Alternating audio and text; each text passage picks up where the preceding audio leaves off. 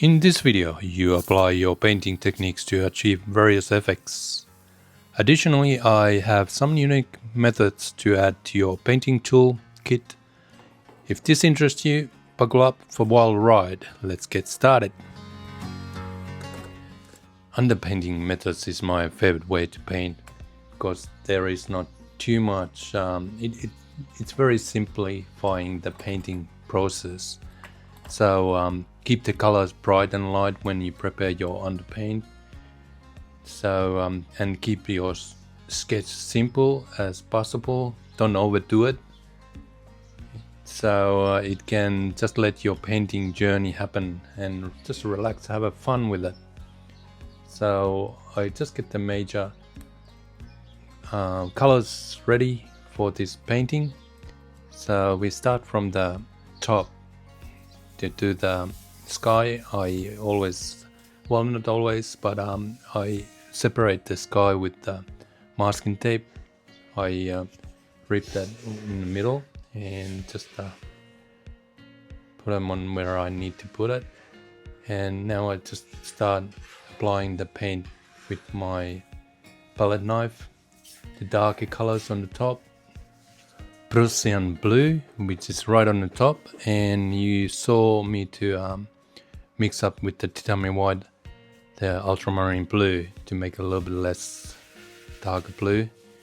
And now I just tap with my paper towel, picking up the titanium white underneath and go and tap it on the blue. Just make sure you once in a while change your paper towel, because otherwise it's gonna mix up too much on the blue, and then when you tap it on titanium white.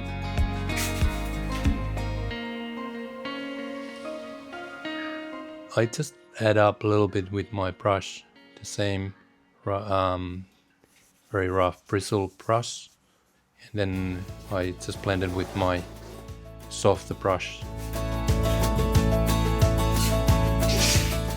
And again I just separate that another color with the masking tape, and I'll be very careful to put that orange near the sky. I got gently just add on near where the sky starts, so because orange is very strong color, so it can go everywhere. So this is only what we're doing is the underpainting. So all these colors are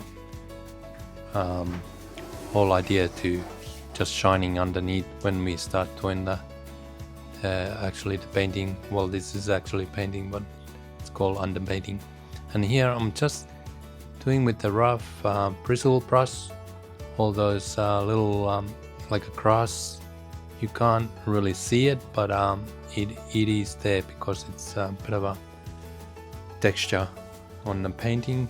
And when we do put some transparent colors on the top, it goes in those little grooves what we've been doing. And here I'm just adding up a little bit more orange for the road. And again, for next 2 days I'll let it dry properly, so it's nice and dry now. And I'm just finalizing that mountain range there with orange. And this time I wanted to put a little bit more lighter orange because it was just so red. We do have a very red and orange mountains here in Outback, which is very beautiful colors on espresso and sunset. It just brights up everything. And now we take advantage of the masking tape. We can put very thick layer of paint on that where the masking tape is, and keeps that nice and sharp line of the mountain range. And the whole idea is you split your masking tape in the middle, and then you get all these little like a mountain range, like you can see it here. It's very clear, clean cut sort of thing. And now we are just mixing up all the Australian bush colors and the grassland, and only what we need is yellow, ochre, olive green and sap green, and just a little bit, always a little bit liquid and original to keep it nice and flowy. So I had a little bit of burnt amber as well there, so just mixing up the different greens and colors, just adding up either yellow ochre or just a little bit titanium white, just to get a little bit more brighter colors. But at first I start from the darker colors. I tap those distant tree lines on foothill of that mountain range, and this works really well. I just like this way to do it. You can do it with the brush as well, but it just prints out nice distant trees. And now I'm just adding up those little highlights what I did before, mixed up the colors, and that's ready. And I just clean up a little bit and wipe it up with underneath that tree line there.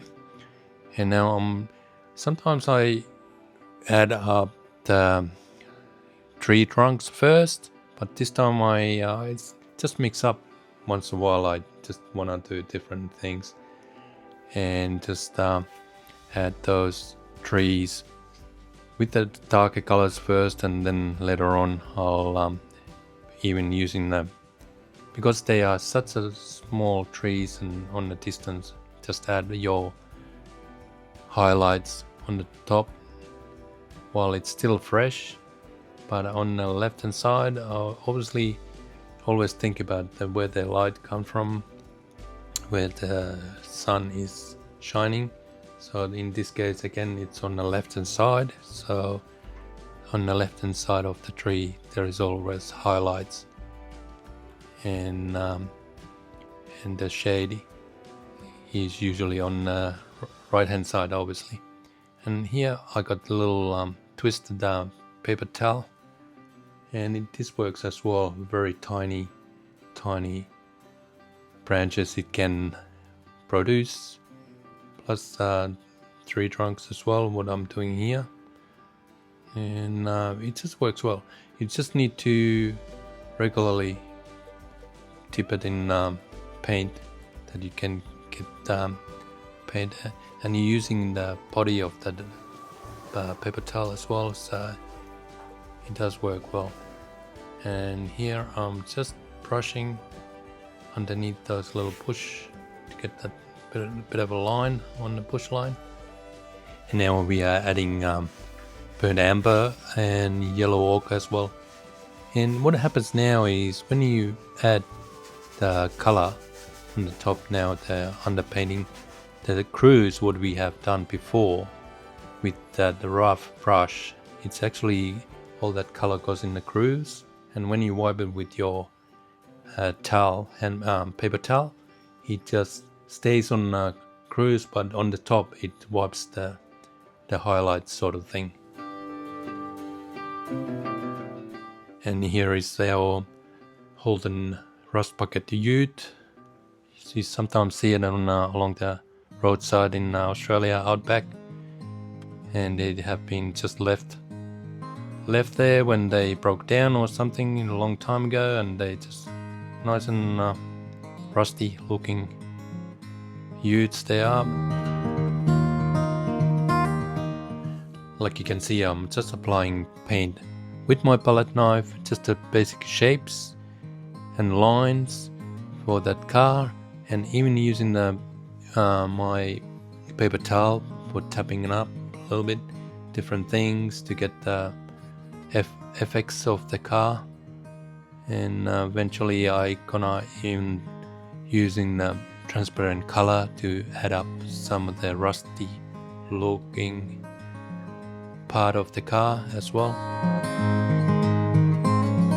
and using my little angle brush as well for the details of the car. And it's just easier to get those straight lines and a little bit more detail and just a little bit brush and paper towel, and just get those little details on the rusty bucket. And it's always good to know when you stop the painting and then you come back to it next day when it's nice and dry. I just step up a couple marks there for the car as well. So next day I will come back to it and add up some more color for the car.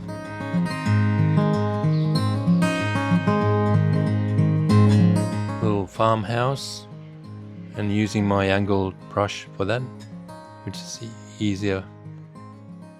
This time I'm not using any masking tape to get the shape. Usually I'm using a little bit, but this is just easy enough to do with my angled brush.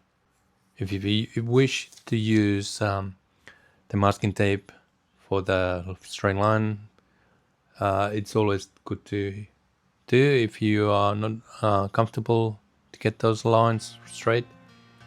But it's always good to practice with your palette knife. You get the nice straight lines.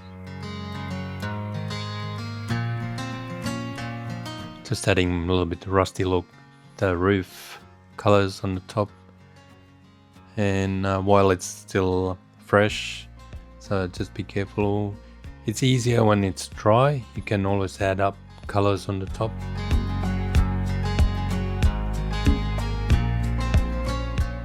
So next day when everything is nice and dry again, we can use our masking tape methods.